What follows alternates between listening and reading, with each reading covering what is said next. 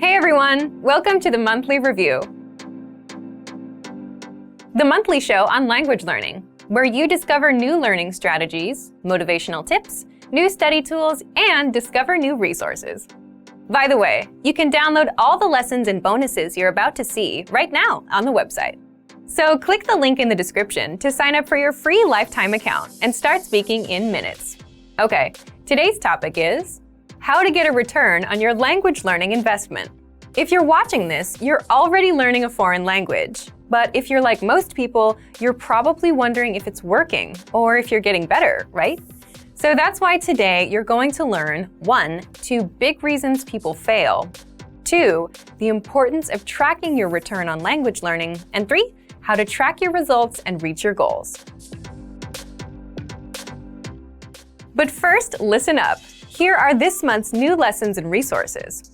First, do you want to be able to complain in the language you're learning? Then get our new Making Complaints PDF cheat sheet right now. It's filled with must-know phrases and vocab, so you can complain like a native. Second, the 400 Everyday Phrases for Beginners ebook. You'll love this new book. You'll be able to talk about your daily life from morning to night, and you'll master 400 practical phrases. Download it for free right now. Third, the 50 most common adjectives. If you're a beginner and you don't know these adjectives, then this is a perfect chance to boost your vocabulary. This 1-minute lesson will get them stuck in your head, guaranteed. Fourth, 20 phrases you'll need at the movies. Learn how to say, "Excuse me, you're in my seat," "I'd like to buy a ticket," and much more with this 1-minute lesson. To get your free resources, click the link in the description below right now. They're yours to keep forever. Okay, let's jump into today's topic. How to get a return on your language learning investment. I'm learning a language, but I'm not sure if it's working or if I'm getting better. Have you ever felt this way? This is a very normal thought to have. But before you go and blame your textbook or your app, let's make sure you're not the one making mistakes. So let's get into part 1. You already know the first big reason if you've watched our previous monthly reviews. People often fail because they set vague goals, like "I want to be fluent," which they don't know how to achieve. But the second big reason is lack of time. They don't put in the hours. Learning a language is a lot like going to a gym. You get what you put in. For example, if you get a dumbbell and do nothing, nothing happens. It can do great things for you, but it won't work until you pick it up and curl it a few times. The same thing goes for whatever language learning resource you're using or not using. If you put in 1 hour a day, you get results. If you put in 10 minutes a day, you get results. But if you put in 0, you get 0. You can have the best language learning method in the world and get 0 results if you do nothing.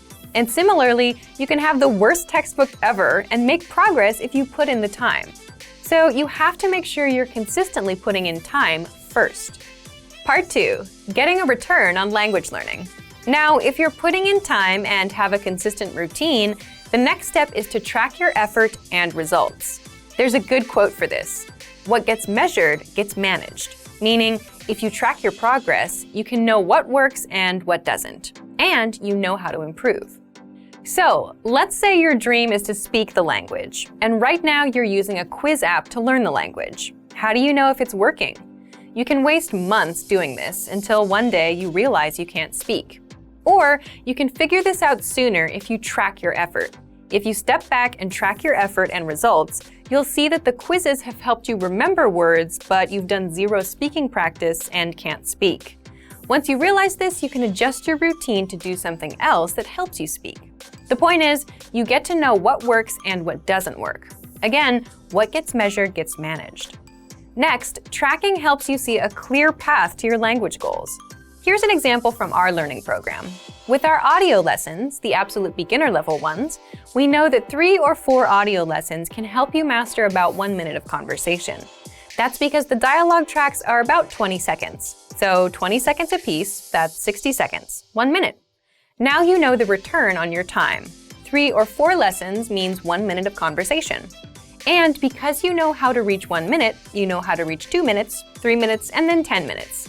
You can actually see a clear path to your goals. So the big lesson is, if you track your results, you'll know what to expect in the future, and you can hit your language learning goals. Again, what gets measured gets managed. Now, how do you track exactly? Part 3, how to track your results and hit your goals. Remember, at the basic level, language learning is putting in time. You don't need a special language gene or a talent. You just need time. The more time you put in, the more results you get. So let's look at 2 ways, an easy way and an advanced way of tracking your time and results. Let's start with the easy way first. 1. Simply track the time you put in.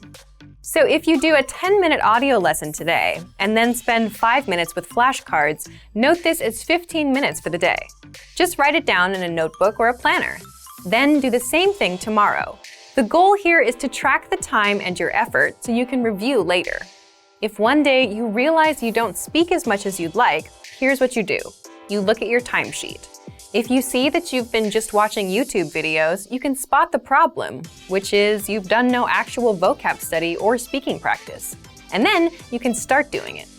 Another way you can track your time and effort is with the dashboard on our site. If you visit the dashboard, you can see the lessons you've completed, the number of flashcards reviewed, and hours studied. Now, here's the second tactic, and it's an advanced one. Track time and results. Tracking time is easy, but tracking results is trickier if you're learning a language on your own.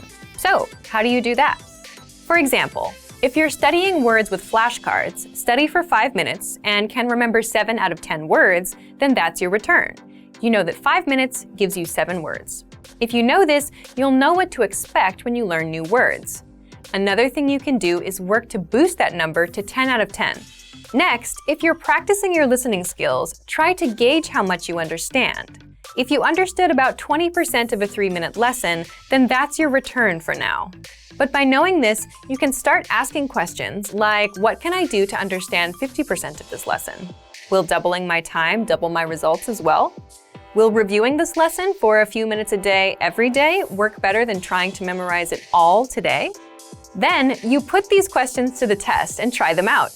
And because you know your return, you can see if it really works. So thank you for watching this episode of Monthly Review.